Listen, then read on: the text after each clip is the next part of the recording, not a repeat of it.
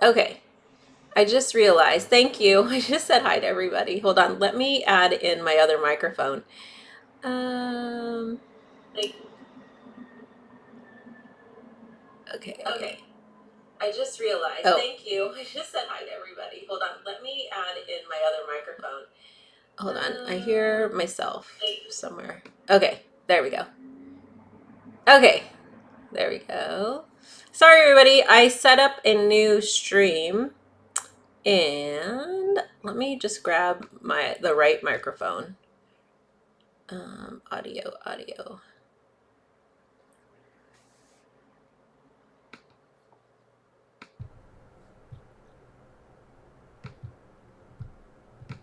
Okay.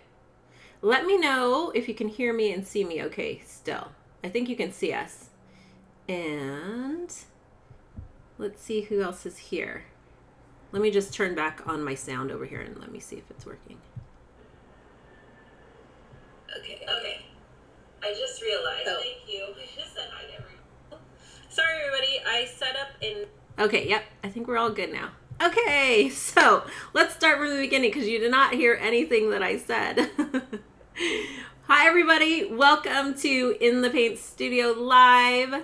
I am so thrilled to have one of my really good friends, Karen Michel, and also she's an amazing mixed media artist here with me live. And I want to make sure everything is coming in. And actually, hold on. Karen, you are out of the frame. I'm kind of like blasted, right? Yeah, you're like sideways. Hold on. We'll get this right. This is the first time that I have a guest on with me for my lives. Normally it's just me. And so I set this up so that you could see both of us. So I think we're almost there. We are almost there. Okay.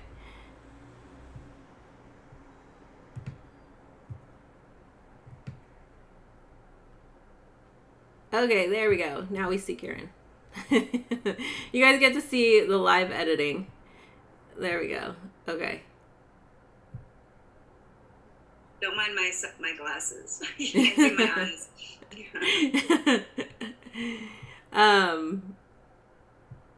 Okay. Let's see. I think we're good so far. I think there's just a little bit in the bottom, but I'll fix that later. Okay. So, we are going to talk a little bit about Karen's new project today. And we're going to talk about some of the things she's been doing. I've been following it on Instagram and following all her posts and seeing all of the really cool places she's been exploring in her local area. And she's been documenting it through her sketchbook. So we're going to talk a little bit about that. But let's see. Okay, everybody says we're doing good. Hey, Vanessa. Hey, Shar. Let's see. Janice, Joanne. Okay, I think we're all good now. So I thought I'd start just with a little bit. Karen and I were chatting before this, and I was trying to remember how we met. And so we think, we're pretty sure it was at Art Fest, and we just couldn't remember the year. So we're thinking it's probably 2003 or 2004. And I took her class at Art Fest. That year I was not teaching. It was the first year I went. And I took her class, her altered imagery class, along with a class from Michael Demeng. And I don't remember the third. Maybe it was Susan's. I might have taken Susan's class that year too. And then I was a vendor at Art Fest that year. So Karen, since then we just hit it off, and we taught together in so many places throughout the years. It was like always such a fun time to go and get to go to these retreats and all of these, we traveled all over the place to teach mixed media. So fast forward like 20 years. Yeah, and now we get to talk virtually, and I've got to travel to visit her. She's the one who actually has taught me how to make watercolor. And so for those of you who are familiar with my handcrafted watercolors, it's all because of Karen. I just showed you the simple recipe, and you flew with it. Yeah, so we so I got to learn from her, and we taught together. Actually, we did a co-class and taught at Tracy and Tisha Moore's art studio in Seattle. This was, gosh, that was probably like 10 years ago. And Yeah, that was so much fun. What a great space. yeah, I know. That was, My favorite people. yeah, that was awesome. That was such a fun time. Okay, good. Everybody says it's good now. Awesome. Okay, so welcome, Karen. I mean, I would love for you just to tell them a little bit about just about you, and then also what your new project that you've been working on is. Okay, so again, Karen Michel, and primarily a mixed media artist. I bounce amongst everything from fiber arts to painting, drawing, collage, bookmaking. I've been a lover of keeping sketchbooks and art journals since forever, I guess, and so all different types of materials that I can translate into my books and use those as reference points also. Has basically been the one thing that's that hasn't changed over the years. So whether I'm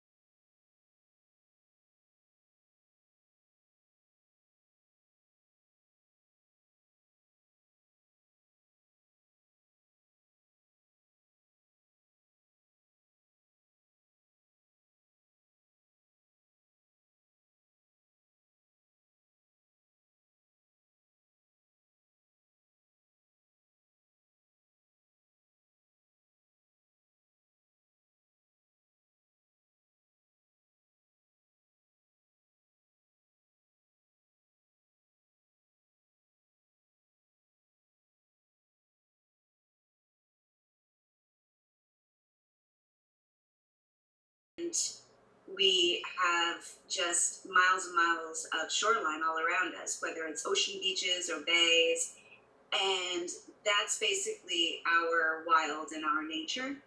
And so I became inspired to try to go, and I call it like hunting the wild, where I take my sketchbooks and find these spaces and then try to work within my sketchbook within those spaces to capture what I'm seeing and try to do that space justice. I'm not looking for like realism. It's purely expressionistic and seeing how I want to translate what I'm seeing with my own visual language.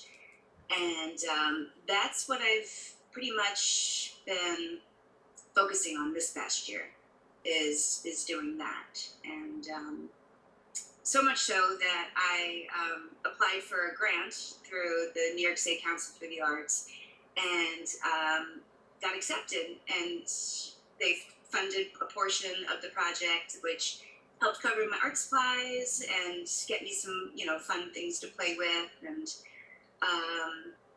I've been basically using my sketchbooks and plein air sessions and journaling through the seasons, all the coastal regions that I have access to within a very specific area of where I live. And just reacquainting myself with my surroundings. Everybody around here always tends to think that, we're so removed from nature, but like if you really want to find it, there's still so much of it there. And if we have access to that here, then I'm sure that, it's everywhere else too. So that's something also I think that might be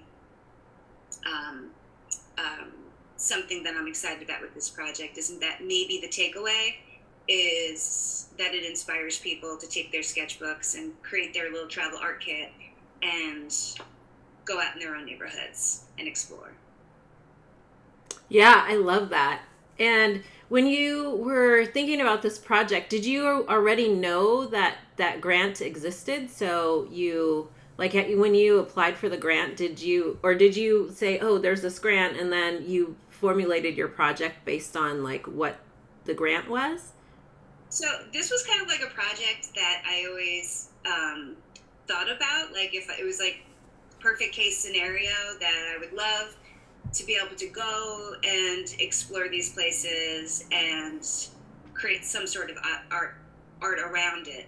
I wasn't really super clear in what the actual project was, and when once I when I came back to my sketchbooks and I realized just how much simple joy they really did, I remembered, why I always loved that process, because, excuse me, it's like this safe place, right? You could do tons of drawings, tons of paintings within your book form. You don't have to show them to anybody. You're not committing to like large scale materials.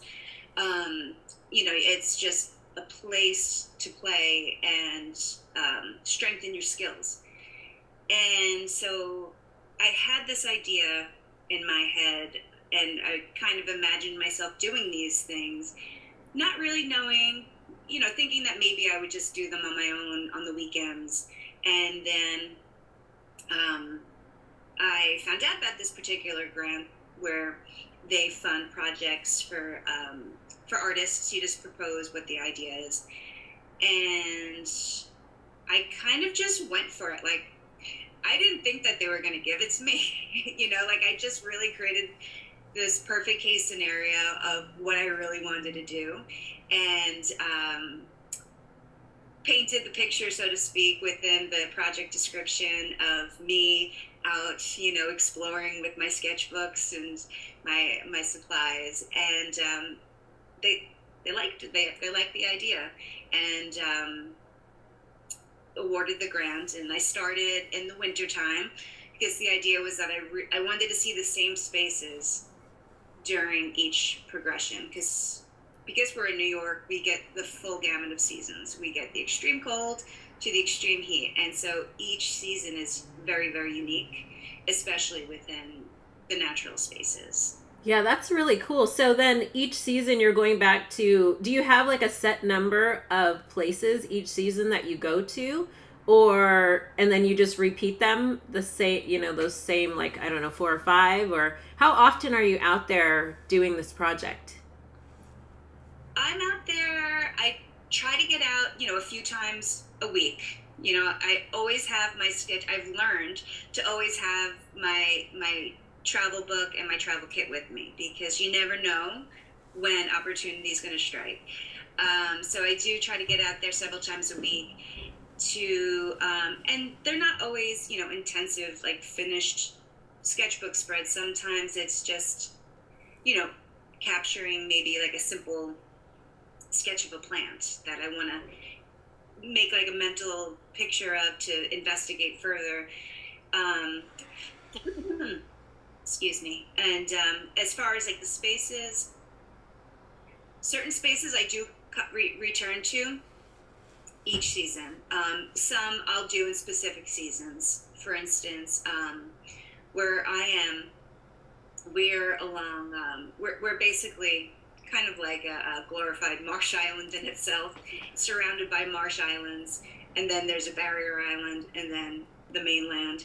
And so our little beach in our neighborhood is really the one that I've come to the absolute most, because it's the easiest access, and it really shows a lot of difference within the seasons of seeing how the wetlands respond to the different weather conditions, and then also all the different wildlife that comes in. So we've got a tremendous amount of coastal birds that are here right now because of the weather. The flowers and all that are blooming.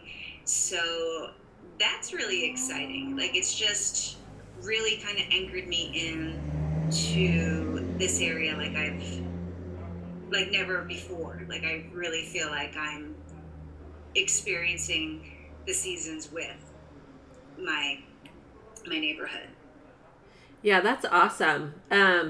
When you're out there, like how long are you spending out there, like time wise? And then do you record, like take photographs or video and then sketch, or do you do all plein air sketching where you're just seeing what's out there and then sketch?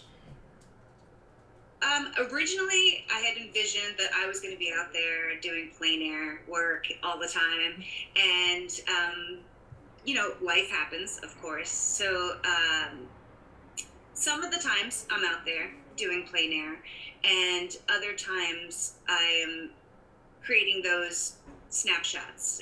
Whether they're videos, to kind of capture, because it's working so much with the coastal region. The movement of the water is something that's been really challenging for me in terms of how do I want to express that. So I'm constantly videoing the water and the tides, and then taking still shots of the birds, because they're really hard to sketch in plein air sessions. Yeah, So I can I also imagine. found that because of that, I was really struggling with specifically birds and trying to capture their form, while they're moving.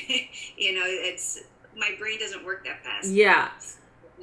I've done like a lot of homework, so to speak, where I'll say, okay, well, these are the birds I know, and so I'll look up their images and I'll work with photographs that source photographs of their form, so that when I do see them, I'll be more familiarized with it. Yeah, that's So awesome. So then you get to kind of learn about the natural inhabitants of your area too at the same time that you're I'm a sketch. complete nerd. Like everyone's tired of Yeah. hearing about the plants and the birds. You could create your own little. I think you were talking about creating like a little, what is it, like uh, map or um, Yeah, a I want to resource create that. an official field guide. Yeah, field guide. Yeah, that would be The amazing. project is the artist as naturalist, and I'm Right. not a naturalist, and so that's why I'm saying, I'm coming to it as an artist to study the area, and most people don't even know, the names of the birds and the plants, and so me doing this research, it's become so much fun especially with the kids, to introduce them to who they're sharing, the land with, Yeah. and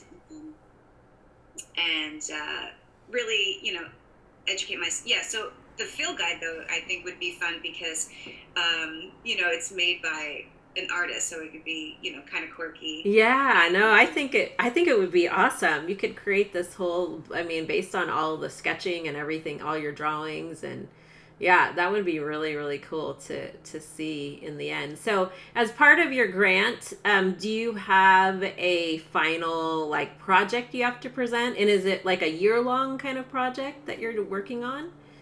Yeah. So I proposed for the project to finish in October, and so in October I'm gonna have an exhibition where I'm going to do a series of paintings based on uh, different works from my sketchbook. So basically the research is being done within my sketchbooks, plein air, and the finished paintings will be done back here in my home using those sketchbooks as references. And it'll be on exhibit for a month at an art gallery that's fairly local. And yeah, and then I was just kind of envisioning the whole thing is, I proposed the whole project, but it also continues to evolve in my mind, and as I am working on it, I was envisioning having like a sketchbook map to give to people who come to the Yeah. art exhibition, so that they have some like a takeaway where they can know different places that are fun to go and sketch. Like an art kit checklist of things that you want to bring, and then also have the books on display if anybody just wanted to take a look at it's really more of a process project than like a finished product project. Yeah. And the process in itself is the just, the act of being creative and engaging within your environment. Yeah, no, I love that. So when I mean, obviously you're documenting like what you're seeing and the experience, but do you also document like what we're talking about now? Do you actually like take any kind of studio notes, or do you just keep it all in your head, or do you write it anywhere or type it out anywhere, like the things that are happening during the sessions that you're doing, or like any like thoughts that come up or things that you're like, oh, maybe I'll try this, and then you kind of like your project, it sounds like you have like a really awesome open-ended kind of like you can pivot anytime you want, or you can add different things into the project that you're working on. So do you take those kinds of like studio notes or anything like that to document the actual process and the things that you're doing? I'm definitely a note taker where I'm always writing things down, creating my lists, and I'm creating more of, list of the ideas that pop in as I'm working, of where I want to go and what I want to explore. Yeah. Like I have like lists and lists of, different plants I'm trying to go out to find, I do have 2 videos so far from winter and spring on my YouTube channel. Oh, awesome. Where I'm just kind of talking and sharing clips of how I start the project, and then, some of the challenges that come with it, because this was really my first time really going for it and doing like plein air sketchbooking as a medium in itself. So like just getting out there and just working off of what you are seeing, it took me, like, there was definitely an adjustment period of figuring that all out, and getting out of your own way, trying not to be so literal. Yeah. I was trying to be super realistic, so a lot of the early sketches, when I look back now, I see how tight they were. Whereas now I've kind of settled into the process, and, they're feeling a bit looser. So I'm excited to see where it all kind of takes me, by the time we get to fall, because fall will initially be the full circle. Yeah, so yeah. And then fall will kind of, close that specific chapter. Yeah. Yeah, it's really interesting how you say, like, in the beginning, you felt like it was, like, really tight because you were trying to, like, probably so much capture, like, it perfectly, or capture as much as you can. Because I know, too, when I sketch at the beach, that's pretty much the only, and sometimes at the garden, if I'm visiting a botanical garden, I just get so sidetracked with all kinds of other things that it's hard for me to like concentrate and to have something that looks like anything perfect or finished. So a lot of times it's like what I have in my sketchbooks when I look back at them are just like outlines of things. And then I may take it, a little bit deeper when I get back into the studio. So, I wonder how it would be just to like go out there just with, your whole intention to only sketch. Because normally if I'm doing it, it's, I'm at the beach and I want to go in the water. I'm on vacation. Yeah. Cause I haven't really done that much plein air sketching. So it's really fun to hear your process. So what do you take with you as far as travel supplies go? Cause obviously it's like, you can't take your whole studio. You only have limited things that you can carry or that you want to carry, but is there a kit that you started with, and has it changed over the last few months? I know everybody wants to know, like, what kind of supplies you use.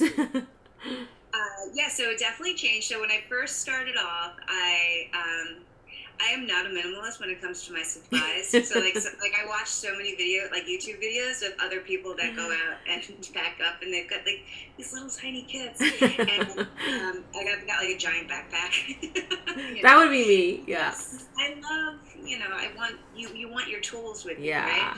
And so when I first started, I was taking what was I taking with me? I have a vintage set of opaque watercolors, which are basically very similar to gouache.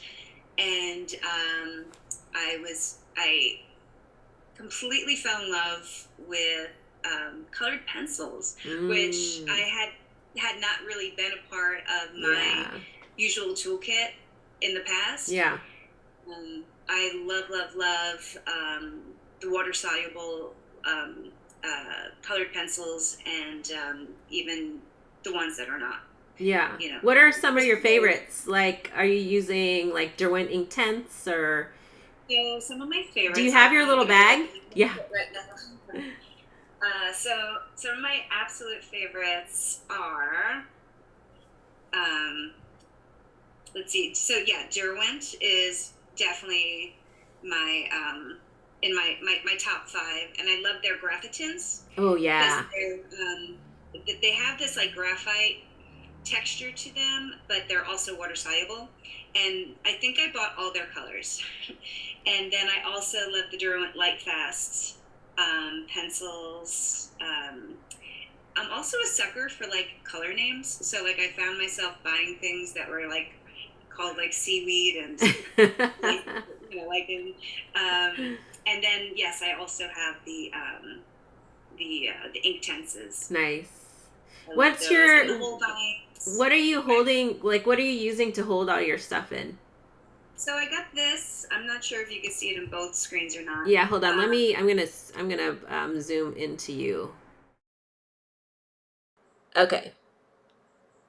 Hopefully that works. So this is a Speedball pencil case, which I didn't have this in the beginning. I was using like a pencil roll, and the more I fell in love with pencils, the more I kept acquiring, and they didn't fit in the roll anymore. So I was carrying 2 rolls, and it was becoming, more and more cumbersome. So I found this kit pencil case, which is nice because they don't fall out. They've got the zipper all the way around, and it basically holds all of these, so I can, separate them according to how I work, and then I just keep all like the Prismacolors together, and then I always have like the white Uniball, a couple of chalk, not chalk, pastel pencils, and then like the water brushes. I have been my definite go-to for my travel kit. Also, Neocolors, the water-soluble Neocolors. Yeah. Is definitely top 5 supplies. Those I haven't been able to narrow down yet in terms of, bringing an acceptable number along, trying to bring them all. And then I created when I first started, I was taking my chalk pastels with me, and they're just way too messy. Yeah. To work on like location with, but they do have that nice, spreadability. But it was a mess, so I eliminated those, and I actually worked them into some watercolor cakes, and just kind of mixed my own color palette with my chalk pastels and gum arabic. Yeah. To actually create the specific colors that I was constantly mixing. Yeah. On the collection. So like, I'm working with the same environment essentially, whether it's, one place or another. So, the colors of, the dry sand, the wet sand, the marsh grass, variations for the sky, like things that I just kept finding myself going back to. Yeah. So, I could show you that. You want to see that one? Yeah. I'd love to. If anybody has questions for Karen, you can write question in all caps and then write your question, and I can ask her the questions. So I'm monitoring the chat. So if you want to ask any questions, that would be awesome. So I made a little custom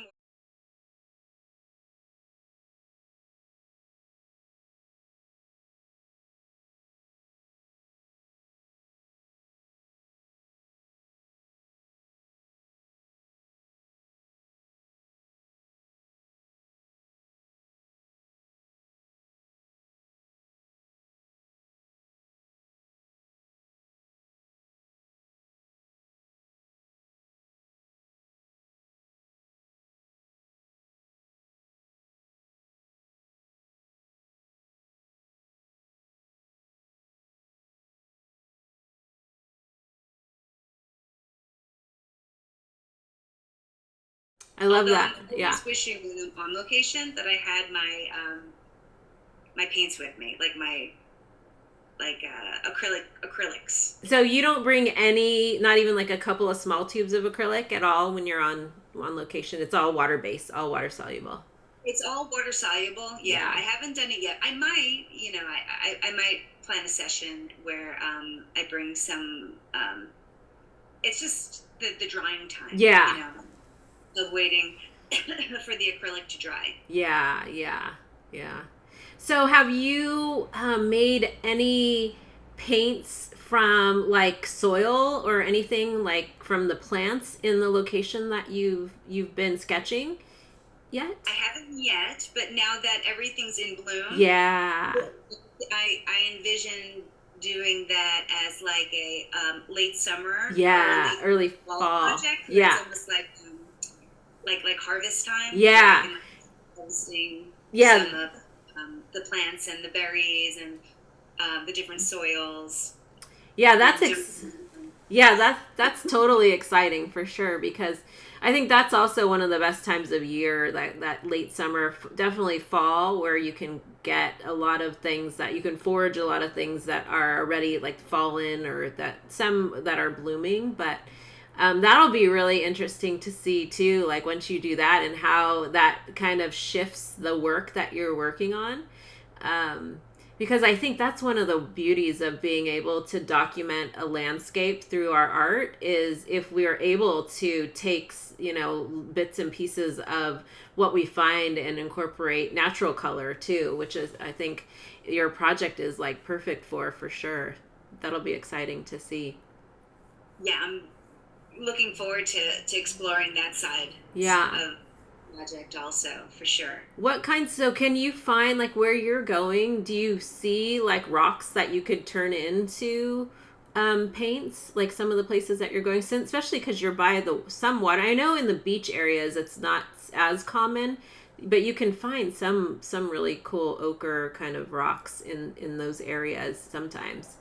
Yeah. Along like the ocean beaches, I haven't really found anything Yeah. that, because they're tumbled so much already. Yeah. That, it all gets broken down. But there are other things like jingle shells actually have like mica-like properties to them that if ground down could essentially do the same thing that mica does to paint. So that's awesome. that's Yeah. And even we have those those the wampum clamshells that have the purple on the inside.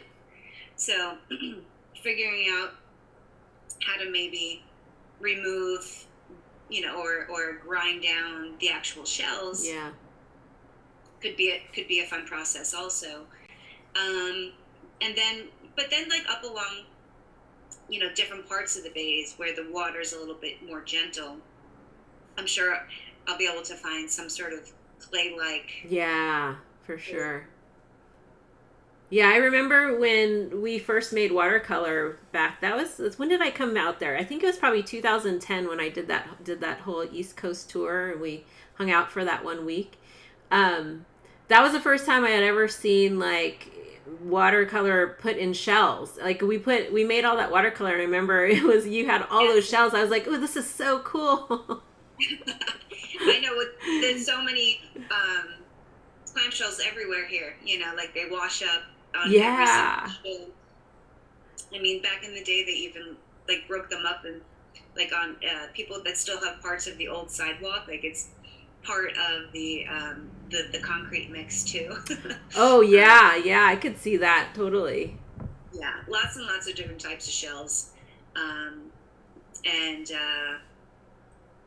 yeah, it's a very unique place to be, considering how close we are to New York City, and just that juxtaposition of having this super developed area where every square inch is utilized to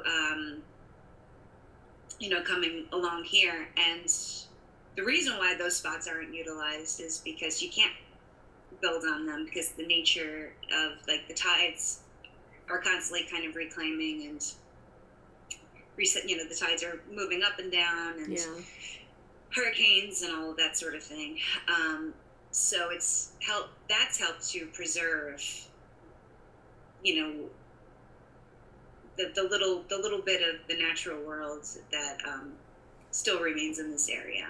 Oh, and we just got a kayak too. So that's right. One of my next phases. I can't wait to like create my little kayak sketchbook. I know, that's gonna be really cool. That'll be fun to actually see like video that, you know, when you're on the water, and then seeing how it translates too. I think that your projects just sounds like so awesome, especially now this time of year that it's like a little bit warmer, and you know, you can kind of enjoy, because like I would assume like during the winter it must have been so cold.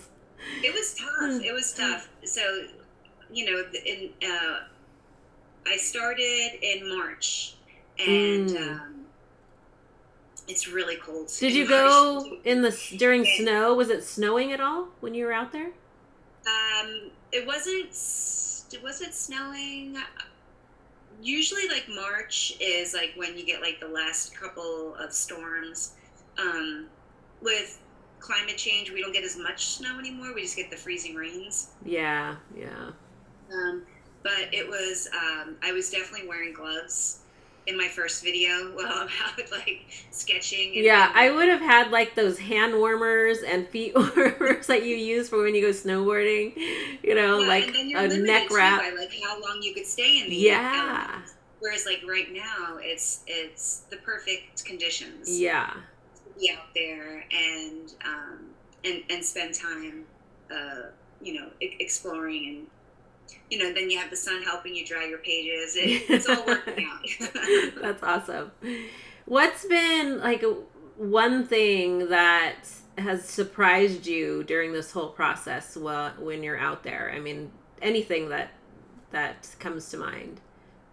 Let's see. The one thing that surprised me,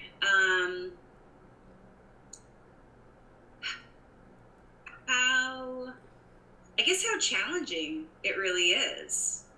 You know, I assumed it was going to be challenging, and you know, I knew that it wasn't just going to all come flowing out. But I feel like every single time I approach a painting, I'm literally you know, questioning all of my creative abilities until it's done. Like the process is so intense where like you start off, you're like, oh, what are you thinking? You know, and then you get to the end and you're like, okay, this is nice. This relates something, you know, I'm connecting to it. I think that what also surprised me is you know, just I guess how much I really did miss just the simple process of, you know, paint to surface, and working with, you know, learning how to really master. I shouldn't say master. That's not the right word, but really knowing how to use your materials. And that's something that's kind of come into my mind, where I really want to have a full understanding of the specific materials that I do use, and kind of stay focused and limiting my materials more than I have in the past. So, you know, like working out on the fields, I'm using my my watercolors and the pencils and the neocolors, and then coming back, I'm integrating some of those materials onto the canvases, but I'm mostly just using acrylic wash, which I've completely fallen in love with too. Because it has that nice toothy surface that you can then add all your other materials onto. Yeah. So what is your process then? Like once you've done your sketches out there, and I know you said you're going to be exhibiting a series of paintings. So what do you do? Like, do you sketch, like when you're on location, are you sketching like a bunch of, do you have multiple sketchbooks going so that when you come back into the studio you have all these references? Like, what, walk us through like how you take what you do out in the land and then bring it back into the studio and work on a larger piece. And how large are those pieces? So I do work with multiple sketchbooks. I have the one that I always tend to bring is this Ranger sketchbook, because I love like the size, and it's got the fun little like closure tab. And then I have two other sketchbooks that I hand bound myself that are smaller and lighter, because that one's pretty big and heavy. Yeah. And then I have just like another like generic,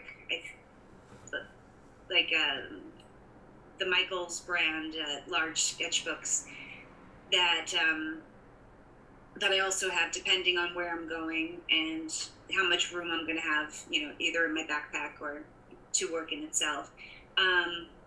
It definitely takes me a warm-up sketch of the location, and then I repeat that same sketch again in my next sketchbook.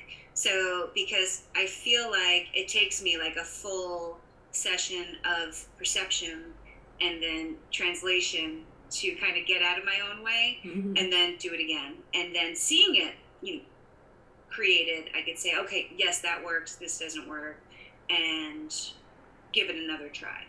With the lighter sketchbooks, sometimes I'll bring them along, and then I'll do it a third time if I still have the energy to do that same, you know, piece.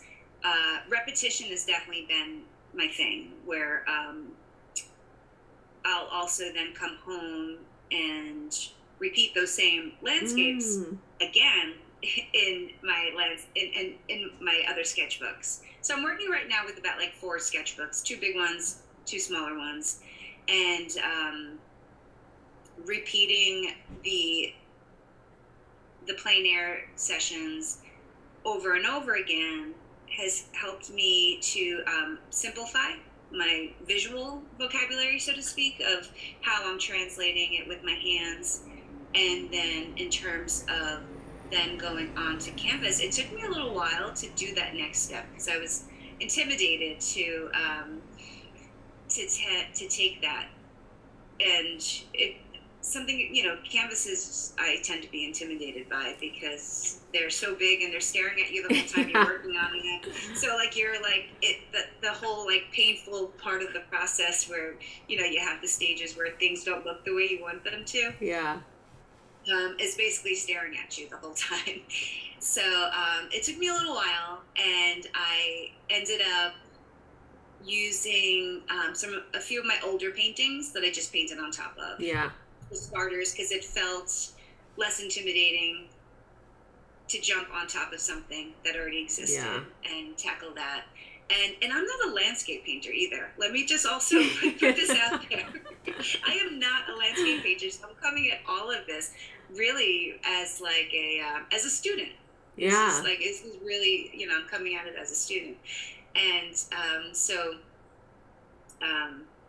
you know, trying to get those landscapes into the larger scale. So some of them, I would say about, you know, I think the first one I did was 36 inches. The other one was 48 inches. Just going, I find that going big is sometimes more comfortable than sticking small, because that forces you to really kind of spread out and be more physical with your brush strokes.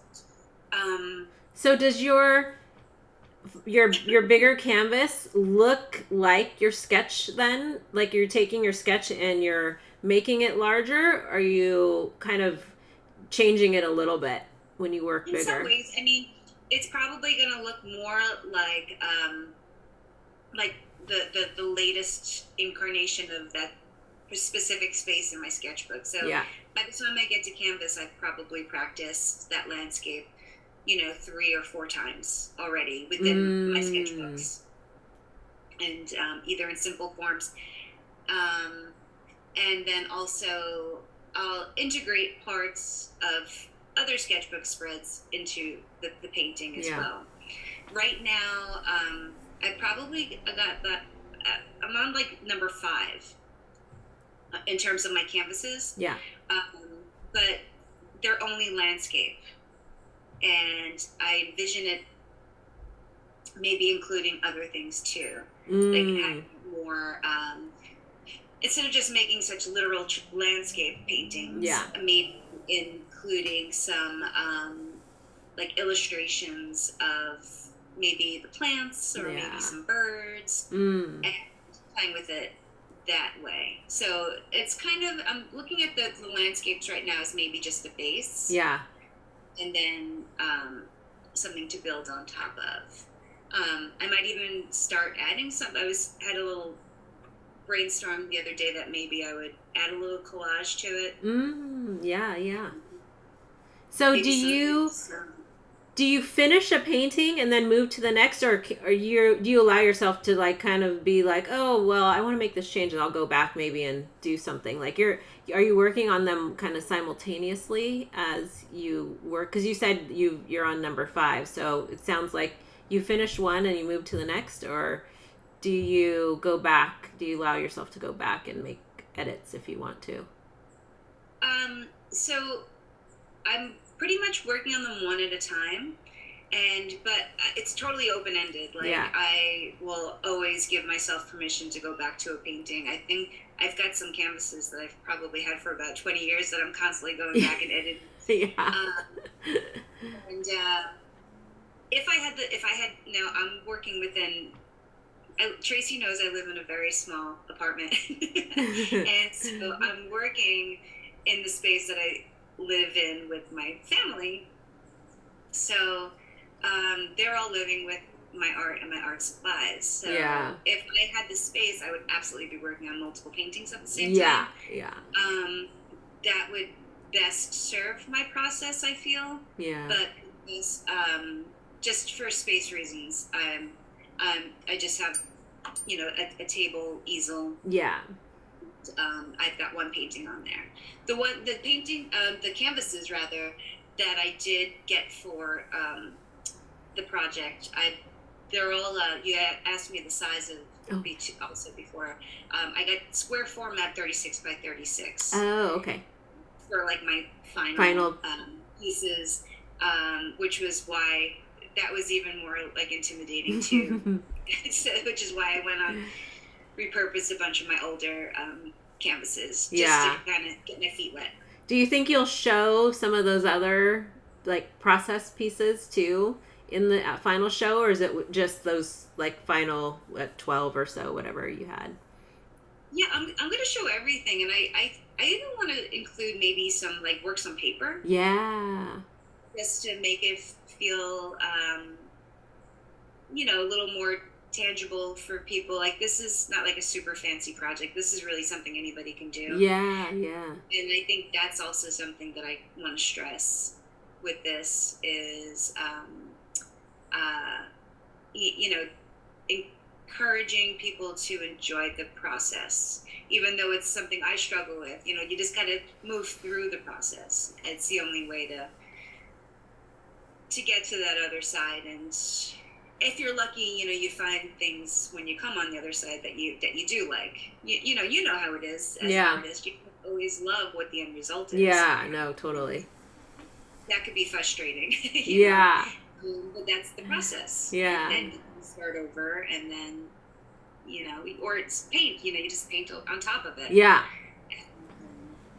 Do you envision like any additional things that you'll create from these paintings? Like, do you want to turn them into other, fabrics, or, just like, I know you talked about the field guide, which I think would be awesome, but do you see anything else that you might leverage the work for? I think I would love to do some prints of, the different locations, especially like around here. To make it work, and I need to show people that really relate to that landscape, and maybe I just got a battery alert. I'm just gonna grab my charger. Oh yeah. my laptop wasn't. I'm sorry. Yeah, no 2 worries. seconds. No worries. We're gonna stay on for just a few more minutes. I'm trying to keep these around an hour. So, if you are still here, we have a few of you who are still here. If you have any questions before we go, let us know, and I can ask Karen them. But I hopefully we figured out this, or I figured out the sound, and this will go a little smoother the next time I have a guest. I normally, like I said, I normally just do this solo. So having a guest is a new thing. So Karen was kind of my first person to do this with. So awesome. Okay, can you see me? Yeah. Okay, perfect. So yes. Oh wait, I Any? just oh, there's the sound. Okay. Sorry, can you say that again? Yeah. No, I was just gonna say, do you have any? Or do you want to share a peek into what you have, just like one of your sketches? Oh, sure. If you want to, I would love to see. Let me focus on you really quick. Okay. Okay, so this is, I was saying, this is one of the journals that I really love to bring out on the field with me. And so this is really from my starting point. So when I started in March, can you see okay? Maybe hold it up a little higher. Let me see if I can move you. There. Yeah, it's perfect. Yeah. So this is fun because it has a little pocket in there. So when I find things, I plug them in there. I like to do like my color references in the first page, just so that when I am out on the fields, I can, have an idea of like what I have with me, like the neon colors and the pencils. Oh, I love that. I And love then color swatches. yeah, It's the fun to color see. swatches, which are so satisfying in themselves to make, right? Yeah. And then I always write down the names of the colors so that when everything gets really small, you can't even tell anymore. So it's easier to replace. But like this, like it was just like some of my bird studies, trying to capture like birds in flight. But let me show Those you are awesome. like like what a landscape, like how I work my landscapes. So I use like a double spread when I'm working, where it's like using both sides of the papers, Yeah. and trying to keep it loose, just trying to capture. I'm working on a map of the neighborhoods too, and let's see what else. So this is like an example of a piece that I made like on the field, like working outside. Love it. And let's see something else. And then this, you can see like my big challenges are the water. Yeah, that's beautiful though. How I want to do that. And some more bird studies, some more color swatching with the custom colors that I made. Oh, that's great. And I named them all too, like according to like what I would use them for. That was the fun part too. And then just like this would be like a homework page where like the swamp rose, the egrets, trying to familiarize myself with their forms. And this would be like a landscape example of working outside. And then little guys, little bits and pieces. But yeah, and then just taking like this would be something from another sketchbook that I did in here using acrylic gouache. Because basically I try to do it in acrylic gouache before I do move on to the the canvas. That's beautiful. I love seeing all your work, and it's so fun to see the progress as you have it in that. So I'm sure flipping through it, it must be so fun just to like remember all the different things that you did, you know, each time you were out there. Yeah, it definitely takes you back there. Yeah. Sure. And just like this one, I have like 4 other books that I could keep you guys here for hours. But I don't want to completely bore you. No, it's been awesome. So before we wrap up, want to leave everybody with like maybe a final tip or two for either, you know, doing a project like this or even just like doing plein air sketching?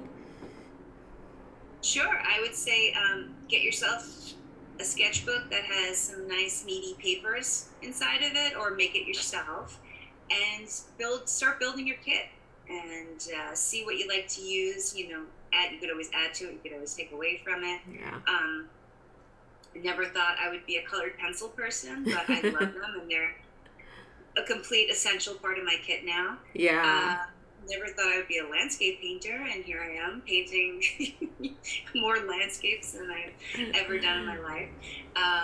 But you just, you know, go to what calls to you and use the materials that appeal to you, and